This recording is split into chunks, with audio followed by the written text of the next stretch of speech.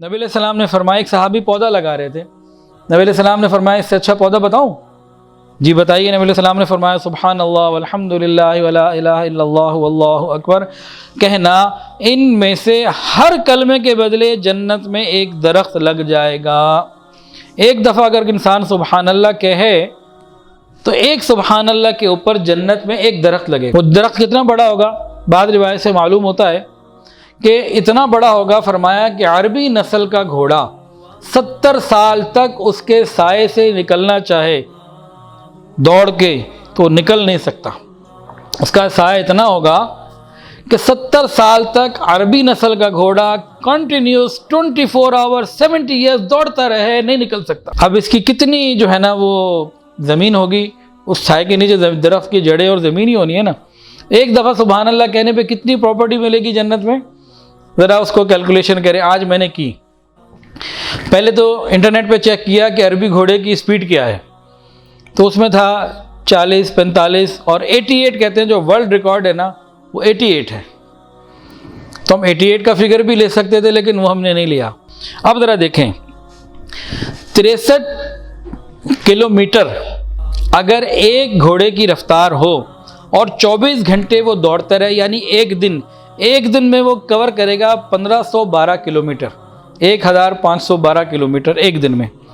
اس کو ضرب دے دیں 365 سے، تو ایک سال میں یہ گھوڑا سفر کرے گا 5,51,880 کلومیٹر۔ اب اس کو 70 سے ضرب دے دیں تو یہ بنے گا 3,86,31,600 کلومیٹر۔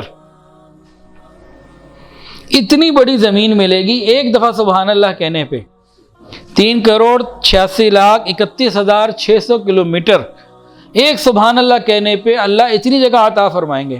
کم سے کم یہ جو ہماری زمین ہے نا، یہ ارتھ، یہ کتنا ہے اس کا ڈایا؟ سمجھ اللہ بھائی، اس کا ڈایا ہے 24,000 کلومیٹر۔ 24,000 کلومیٹر یہ پوری زمین ہے ہماری، جس میں ہم مربعوں کے لیے، ایکڑوں کے لیے، کنالوں کے لیے، مرلوں کے لیے، گزوں کے لیے یا پھر انچوں کے لیے بھی لڑتے ہیں۔ یہ پوری زمین جو ہے نا یہ 24,000 کلومیٹر ہے۔ اگر ہم 3,86,31,600 کلومیٹر کو 24,000 پر تقسیم کریں تو 1609 زمینیں بنتی ہیں،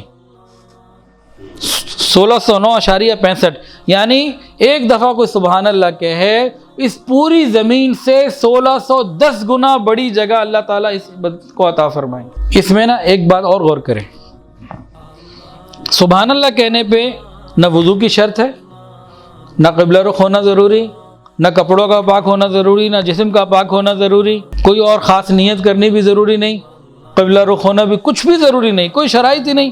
کسی وقت بھی کسی نے کہہ دیا سبحان اللہ، اس کا وضو ہے یا نہیں ہے، تھا کہ اگر اس کو فرض واجب غسل کی بھی حاجت ہے تب بھی وہ سبحان اللہ کہہ دے، تب بھی اللہ یہ اسے عطا فرمائے۔ ایک سبحان اللہ پہ جب یہ مل رہا ہے تو بتائیں فجر کی 2 رکعت جو ہمارے اوپر پڑھنی مشکل ہے، اس پہ کیا ملے گا؟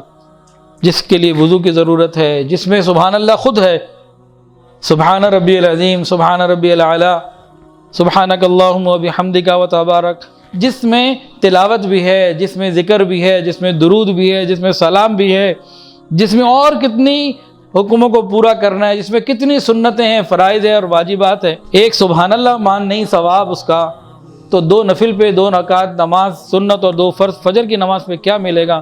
کون حساب لگا؟ اب وہ بات سمجھ آتی ہے کہ نبی علیہ السلام نے فرمایا اگر کسی کی نماز قضا ہو جائے، فرض نماز، اس کو اتنا غم ہونا چاہیے جیسے اس کا گھر بار، اس کا مال اسباب، اس کی دولت سب لٹ گیا، کروڑ پتی آدمی ہو، اچانک سب کچھ ختم ہو جائے، جتنا اس کو غم ہونا چاہیے نا، فرمایا کہ 2 رکعت نماز قضا ہونے پہ، فجر کی ظہر نماز قضا ہونے پہ اس سے زیادہ غم ہونا چاہیے کہ دنیا کا جتنا بھی نقصان ہو اس 24,000 کلومیٹر کے اندر ہی رہنا ہے۔ کوئی کتنا ہی امیر کیوں نہ ہو جائے، 24,000 کلومیٹر کا مالک تو نہیں کو بن رہا، پوری دنیا کا مالک تو پھر بھی کوئی نہیں بن رہا، اور وہ کتنا بڑا لاس ہے۔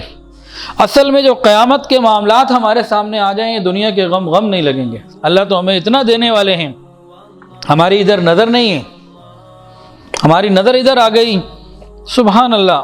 دیکھیں پھر کیسے اللہ عطا فرماتے ہیں۔ ویڈیو کے نیچے سبسکرائب کے بٹن پہ کلک کریں، بیل کے آئیکن پہ کلک کیجئے تاکہ ہر نئی ویڈیو کی نوٹیفیکیشن آپ کو مل جائے۔